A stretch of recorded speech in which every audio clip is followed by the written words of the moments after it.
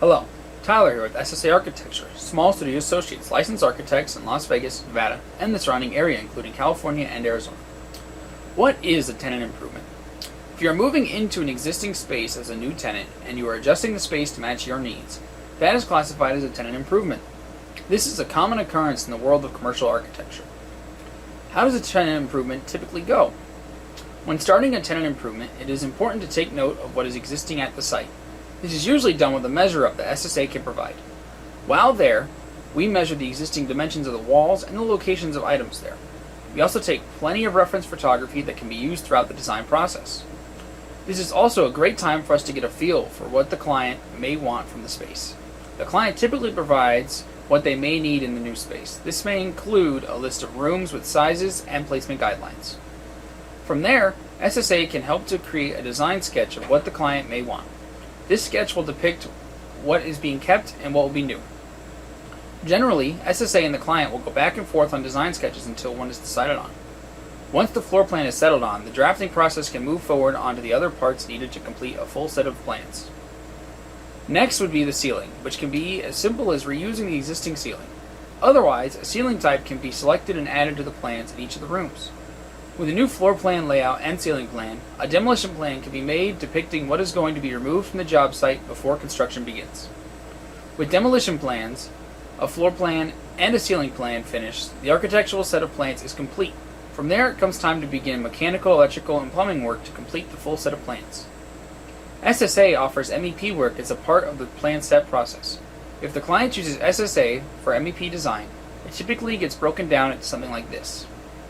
For the mechanical portion of the plans, we as architects take note of the existing mechanical equipment and see how it can be reused for the new use. The existing equipment primarily concerns the HVAC units on the site, but can extend beyond that to items such as kitchen equipment for a restaurant. If the existing equipment is not satisfactory for the property's new use, the new equipment will have to be specified as a portion of the mechanical plan set. Beyond equipment, the mechanical plans also specify how ducts are to be built between the HVAC units and the supplies and returns in the space. With the mechanical plans completed, we can move on to plumbing, in which the existing fixtures are noted and deemed to be reused or removed. A common occurrence in tenant improvements is keeping the existing bathrooms as they are. This is usually done to save time and money. This is typically a good idea, but isn't always an available option, as the existing bathroom may be in a poor location within your new plan layout. Additionally, the existing bathroom may not be ADA compliant in older buildings, and as such, may need to be adjusted anyways. Aside from the bathroom, any other fixtures will also be accounted for within the plumbing plans. This mainly pertains to sinks that are to be included in the break room or ones that are being added for other reasons. From there, it is necessary to provide an overall fixture schedule that denotes what each fixture will take from the existing water and sewer lines. The new fixture plumbing lines and sizes are then laid out within the plumbing plan set. Generally, new hot and cold water lines come from the water heater, while new sewer lines are either connected to existing toilet lines or the actual sewer line if the location is known. With the fixtures and piping shown, the plumbing is complete and it is necessary to move on to electric. During the measure-up, SSA will take note of existing power conditions from the outlets to the overall power taken by the panel. Depending on the project, the outlets in the existing space may be reused for the new use. It is very common, however, that the existing setup is not what the client needs. In this case, we will add outlets and other items that draw power throughout the plans. It is also necessary to look at the current lighting setup in the space. When adding new rooms, it is likely that the existing lighting will not be viable when accounting for them. While LED lights are the modern standard, there are many different light fixtures and design styles of LEDs available. Generally, buildings will have 2x4 panel or troffer lighting if the ceiling has been selected to be a 2x4 lay-in grid ceiling. However, if the space is typical gypsum board ceilings, a multitude of light fixtures could be considered standard for that ceiling type. Generally speaking, SSA recommends simple panel lighting that can be ceiling mounted or LED recessed can lights.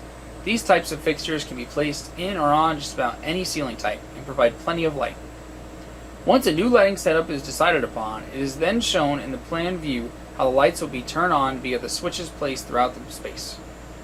With the new and existing lighting and power shown on the plans, everything can be accounted for on a new panel schedule that will accompany the electrical plans. The panel schedule will account for all electrical components, including the lighting, outlets, and any equipment that needs to be directly connected to the panel. With the electrical plan set complete, it will send for a final approval from the client for the full set. Once approved, the plans will be submitted to the corresponding building department.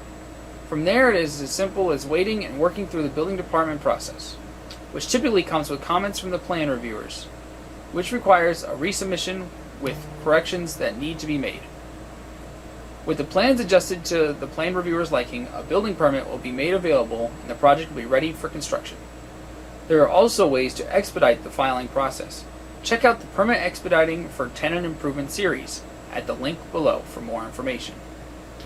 This has been a general breakdown of how a tenant improvement gets processed and completed here at SSA Architecture. This is the simplest form of a tenant improvement, and it is important to realize that every project is different, and yours may run into different and unique snags along the way that may delay or complicate your project. If you are looking for an architect to draw plans for your tenant improvement, feel free to call us at 702-873-1718 and schedule a free consultation. Otherwise, you can check out our website's frequently asked questions page over at smallstudioassociates.com. As always, please like and subscribe, and I'll see you in the next video.